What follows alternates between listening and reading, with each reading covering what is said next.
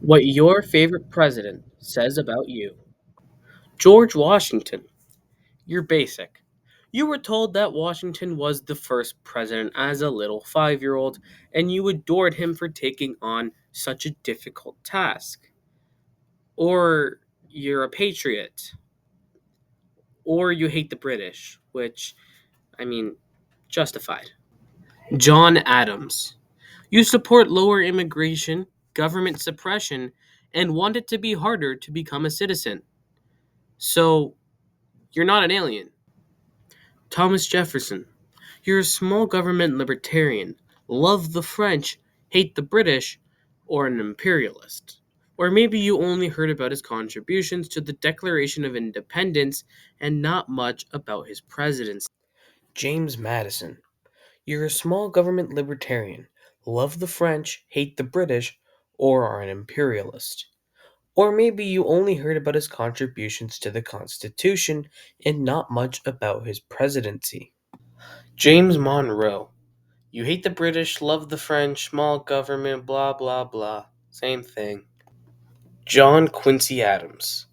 You really, really hate Andrew Jackson so much that his enemy is your friend. Andrew Jackson. You don't believe in a national bank. But if he's your favorite president, it's probably because he got rid of the national debt, isn't it? Oh, and you're definitely not a Native American. Martin Van Buren. You like recession? Or you're Dutch? Or you're an NPC whose favorite word is okay? And you're not native. You're such a smartass. Yes, Harrison didn't technically sign any executive orders, start any new wars, or make any big major mistakes. But the best thing he did in office was appoint Daniel Webster to Secretary of State. Oh, and you are definitely not a native. John Tyler. You like it when a president sticks up against their party when they believe a policy is wrong, and don't like it when they're subsequently removed from the party. You're an imperialist. Seriously, I've done the math, and that equals to about 98% of what he did in office. You weren't supposed to see that. Weirdo. Okay, so, like, the only reason why you would ever slightly like Millard Fillmore is because you're a Mormon. But other than that, Fillmore? Really? You're definitely not an escaped slave in the North. You're dumb, you're a secessionist. Abraham Lincoln, you're very, very basic. You remember him for freeing the slaves and, alongside that, building a railway. Well, Lincoln definitely deserves to be remembered as a legendary American figure. You are definitely not a native, or a secessionist for that matter. You're a racist. Ulysses S. Grant. You're a Civil War junkie, and know Grant for his historic role in the deadliest war in American history. And you don't know about the corruption scandals. Rutherford B. Hayes. You are 100% a Paraguayan. James Garfield. You're an orange cat who loves lasagna and hates Mondays. Chester Arthur. You love fashion because you own 80 pairs of pants. Okay, like, not that Grover Cleveland was a bad president. I've been here for hours, sitting with the flowers, and I can't think of a single thing as to why you'd prefer Grover Cleveland over any other president, because anything I try to think of would be applicable to other presidents. So if your favorite president is Grover Cleveland, I'm not shaming on you. I just personally can't think of why. So please leave your reasons in the comments below. I I really can't excuse this one. William McKinley.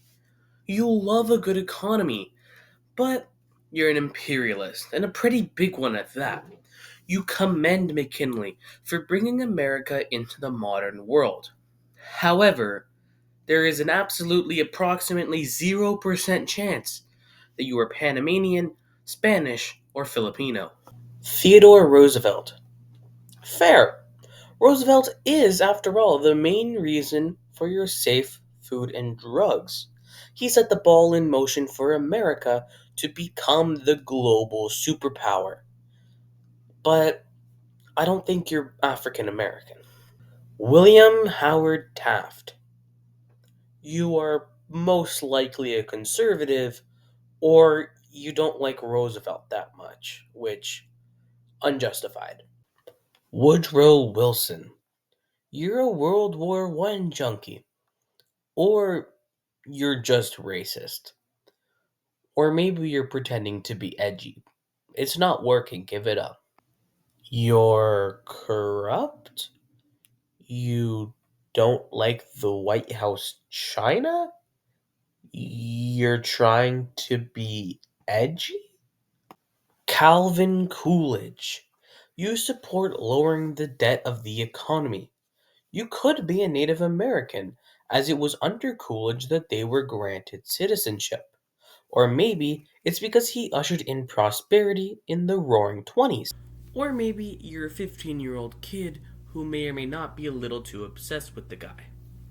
Okay, now this I cannot excuse. Franklin D. Roosevelt. You're a World War II fanatic, but unlike Wilson, you actually have a reason for celebrating Roosevelt. You are definitely not a Nazi, and you support Roosevelt's late but much needed action. Potentially, you like Roosevelt because you've been saved by Social Security. You love the New Deal. You like how he ended the Great Depression, but you are not Japanese.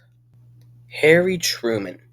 Basically the same thing as Roosevelt, but it was under Truman who technically entered the Second World War, and you don't support the internment camps. Dwight Eisenhower. You are anti militarization, anti communist, and pro highways.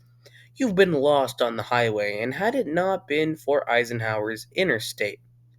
Or, on the unfortunate side, you only know him for World War II and like him for that. You feel bad for the way he died, and look back with rose colored glasses.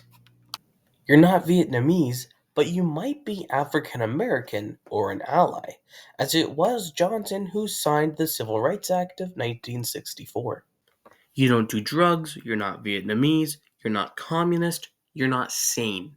Okay, just kidding. To be fair to your side, Watergate wasn't as big a deal as people make it out to be. That said, it's still not a great show of character. Gerald Ford. You must be a Michiganer or a Nebrasker. But otherwise, no chance in hell he's above 30th. You're still sad about his death. You remember him more for his charity than for his presidency. Jimmy Carter was an awesome human being who I miss dearly. However, the peanut president was dealt a bad hand. Ronald Reagan. Okay, there, buddy. Not trying to start problems here. I'm gonna end it here. Thank you guys so much for watching, and maybe I revealed your secret truth about how you feel about your favorite president. And if you disagree, well, maybe they're not actually your favorite president. Well, it's not my fault.